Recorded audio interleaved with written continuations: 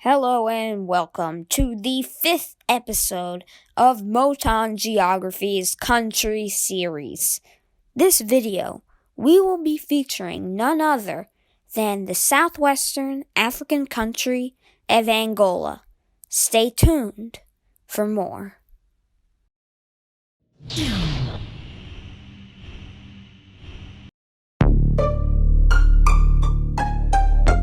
As always, let's start with the answer to the trivia question from our last video, Angola Geography. The question was, how many countries, including Andorra, have Catalan as one of their official languages? And we will now reveal the answer. One country. That's right. The only country to have Catalan as an official language is Andorra. Spain does partially recognize Catalan as a co-official language, but that does not satisfy the conditions of this question. Now, back to Angola.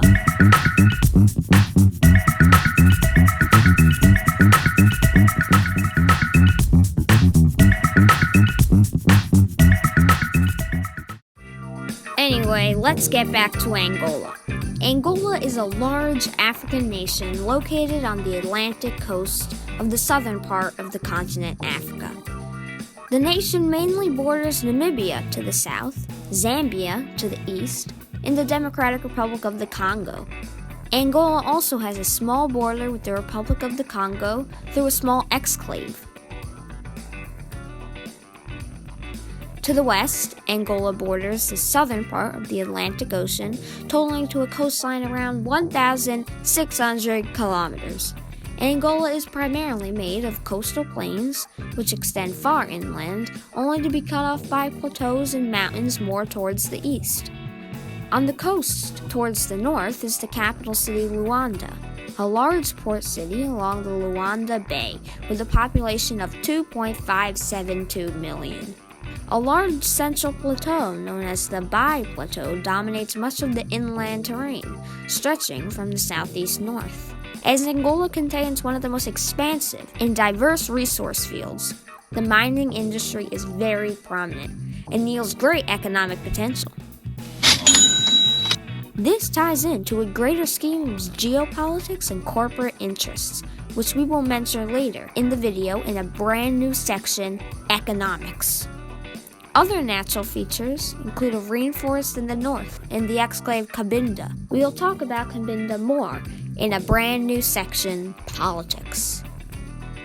Finally, Angola presents a sophisticated water system made up of various rivers and streams flowing primarily towards the Atlantic in the west.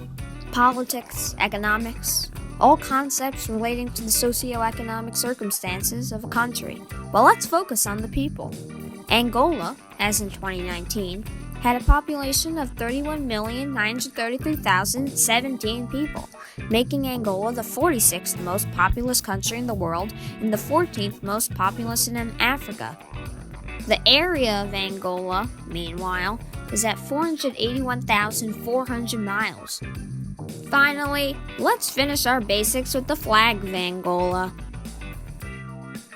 Angola's flag originates from the popular movement of the liberation of Angola, an independence faction that sought and ultimately won Angolan independence after the Angolan Civil War, which we will talk about later. The stripe of black represents the continent of Africa, while the red evinces the bloodshed and independence struggle. The cross cogwheel ultimately signifies the workers and industry of Angola, but has a unique resemblance to the Soviet hammer and sickle. This is due to the original popular movement for the liberation of Angola's communist-based ideology, which bolstered Soviet relations. Angola is primarily split into 3 ethnic groups, each possessing a unique Bantu language. The first group is the Bakongo, which represents 13% of the population and speak the Kikongo language. The Bakongo live throughout the eastern sub-Sahara, in countries such as the Democratic Republic of the Congo, the Republic of the Congo, Gabon, and of course, Angola. The Avubindu group makes up 37% of the Angolan population and mainly speaks the languages Portuguese and Umbundu. Avumbundus live throughout the central plateau of Angola and in some areas west. The third ethnic group, the Ambundu, contributes to 25% of the population and speak the languages Portuguese and Kimbundu. The Ambundu live throughout northwest Angola, including the capital city Luanda. Other numerically significant ethnic groups include the Ganguela, Nyangnaki, Kumbi, Portuguese, Herero, Chakwi, Zindonga, and Walunda. Overall, the official language of Angola is Portuguese, which over 80% of the country speaks. As a whole, Catholicism is the most dominant religion in Angola, which about 41.1% of the population affiliates with. Angola currently has a literacy rate on the rise, but currently stands at 71.2%, 2018.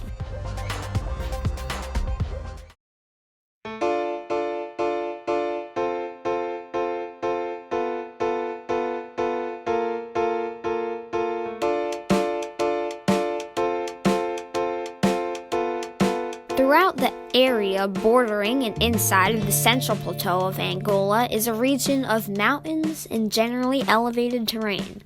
Features typical to this topography include steep slopes and ridges known as escarpments. The main mountain range, which lies west of the plateau, is divided into two sections by the Kwanza River. The northern section is made up primarily of the northern-lying Malenji Plateau, and features peaks reaching 5,000 feet. South of the Kwanza River is a much more extensive region, made up of the Serra Lebag mountain range, and the large Serra Chela mountain, and the Huila Plateau. Much larger mountains, such as Mount Boko, reside in these areas.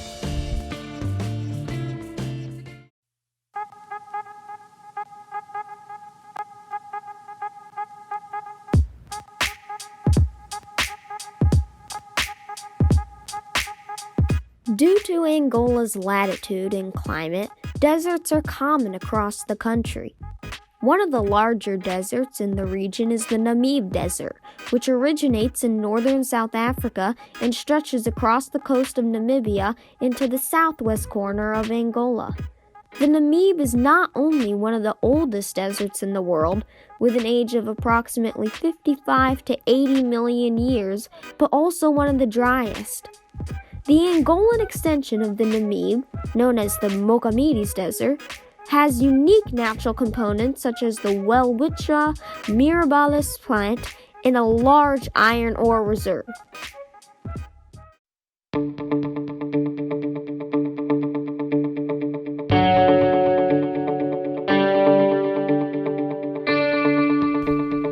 The entire nation of Angola contains many national parks to preserve its incredible diverse wilderness, but we will highlight two in particular. Bikari National Park is a reserve located on the Huila Plateau of southern Angola. Wildlife found in Bikari are black buffaloes, elephants, and antelopes, all of which are recovering from mass extermination during the Angolan civil wars. Iona National Park is located in the southwestern portion of the country in the Namib province and is also the largest national park. Iona Park contains a large Atlantic borderline and a sophisticated drainage system, with rivers such as the Karoka flowing through.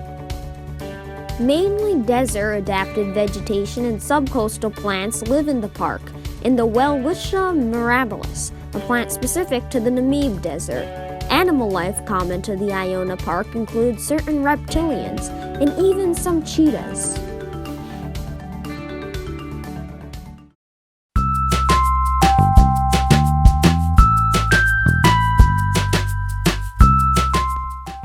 There are no major inland lakes in Angola. However, there are many rivers and tributaries which compose the surface water features of the nation.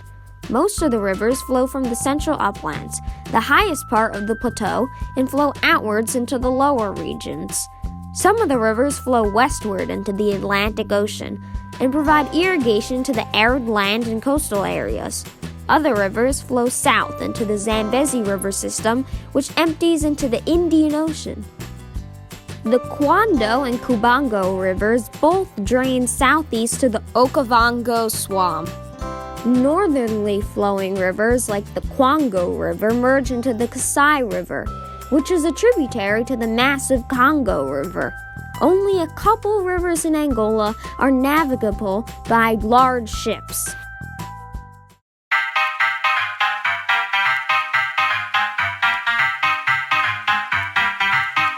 The climate of Angola varies tremendously from the north to the south. In the northern zone, the plateau drops to a lower elevation, creating the wettest area of the nation. In the central plateau, the climate is damp and subtropical. Going southward along the coastal region, the climate becomes more and more dry, until the southernmost part of Angola, which is mostly desert. The cool Benguela current creates very dry weather by the coast, even during the rainy seasons.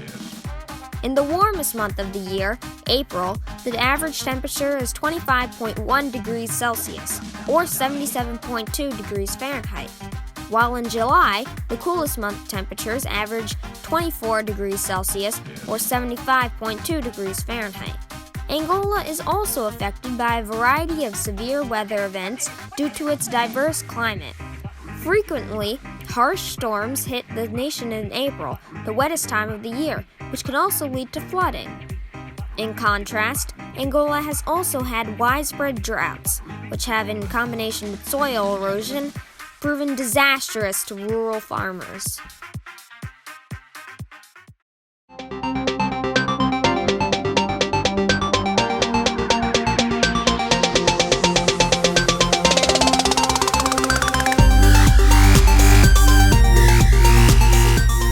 Since independence from Portugal in 1975, Angola has undergone a great number of political reforms and has been under 3 different constitutions.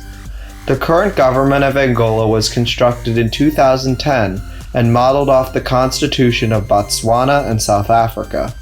The Angolan government is composed of 3 independent branches: executive, legislative, and judicial. The executive branch comprises the president, the vice president, and the council of ministers. Under the 2010 Constitution, the president is elected indirectly through the legislative branch. Angola's legislative branch is entirely composed of a body of 220 elected members, the National Assembly. National Assembly members are elected by citizens every 5 years, with a 2-term limit. Lastly, Angola has a complex judicial hierarchy. The 2 most important courts are the Supreme Court, which serves as the senior body in common jurisdiction, and the Constitutional Court, which has the power of judicial review.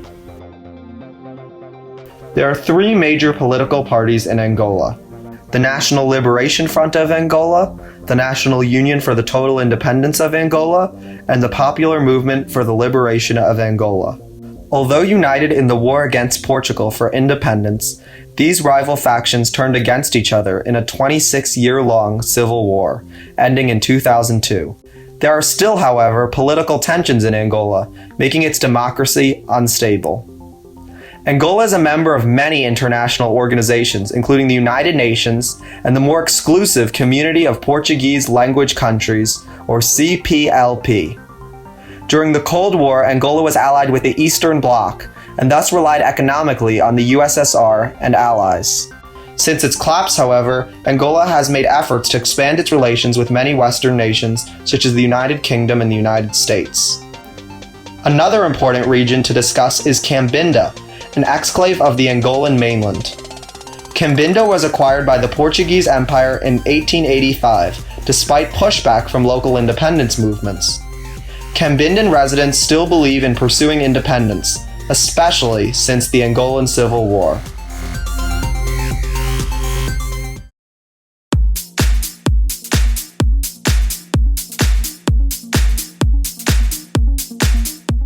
Despite its natural wealth, Angola remains economically poor. The GDP per capita is only about $3,000 US, 26% of the world's average. Inflation of Angola remains high at about 17%, but has been steadily decreasing in the last year. Angola's current economy is driven almost entirely by oil, an abundant resource found across the nation. Oil production contributes to about 50% of Angola's GDP and makes up over 90% of the country's resources. Nearly all of this oil is exported to the United States, Angola being its 8th largest supplier of oil.